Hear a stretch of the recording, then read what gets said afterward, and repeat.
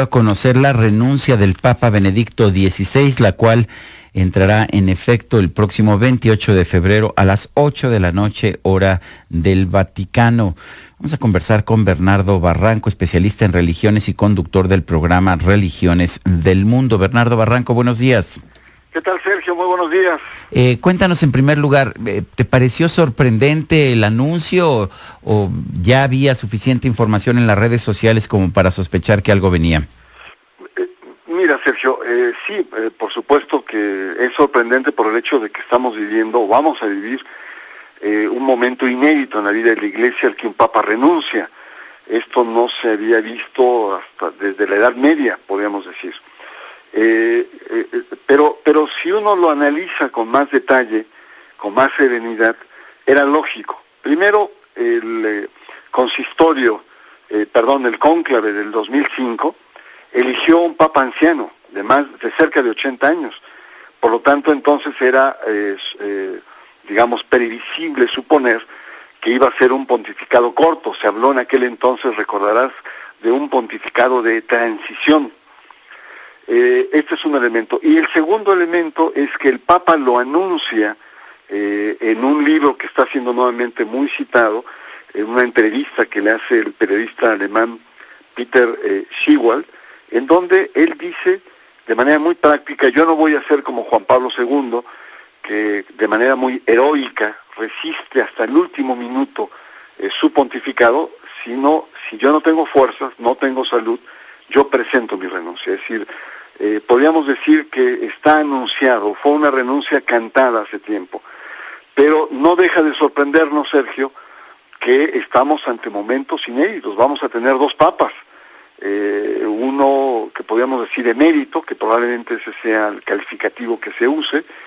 Vamos a tener por primera vez en siglos un papa que va a estar, si bien no directamente en la elección de su sucesor, pero va a tener una incidencia grande por su peso moral en un futuro cónclave. Si va a haber un cónclave con un papa viviente.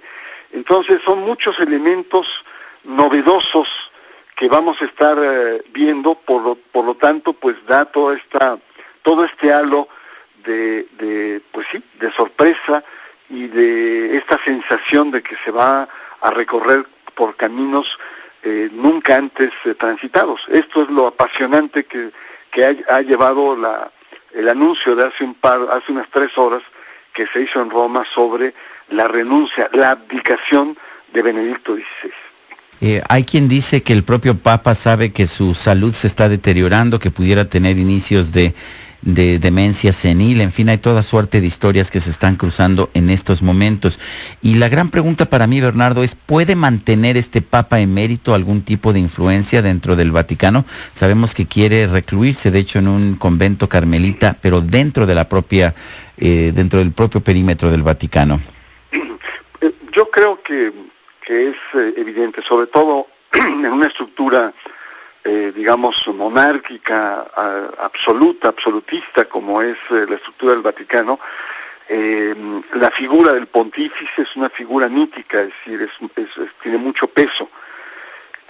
Yo creo que sí va a seguir incidiendo, sobre todo por el peso moral y por la circunstancia dramática de su renuncia, de su dimisión. Por lo menos va a incidir en la sucesión. Creo que no tanto como que va a pactarla o va a negociarla o va a proteger, o que ya tenga un delfín como tal, porque todo el mundo ha quedado en sorpresa. Incluso el propio portavoz Lombardi declaró que a él también le sorprendió. O sea, imagínate, si está sorprendido el vocero del Vaticano, significa que fue una decisión que, si bien ya estaba siendo calibrada meses atrás, y así lo ha declarado recientemente su hermano, Gregor, que era algo que él ya sabía desde hace algunos meses, pero en su círculo íntimo es algo que probablemente en muy corto tiempo decidió.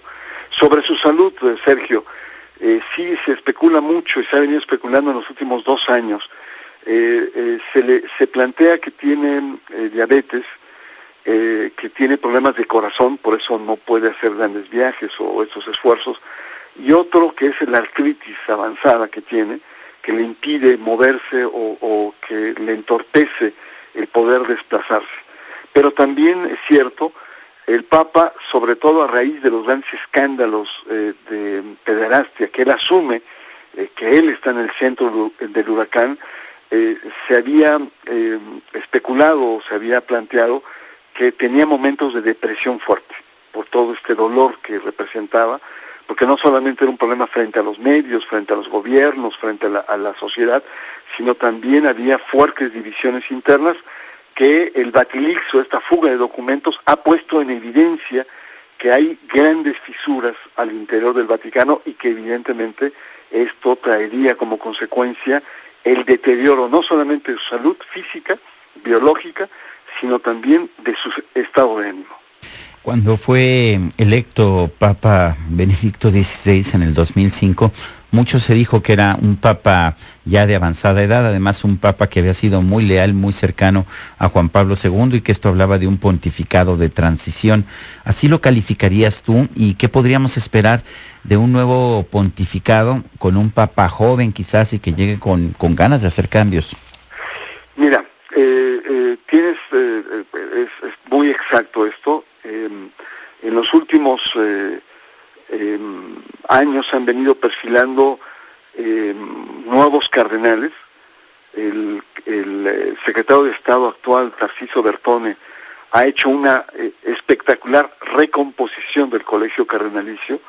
La mayor parte de los cardenales son europeos y una buena parte nuevamente son italianos, de tal suerte que podríamos esperar un papa europeo.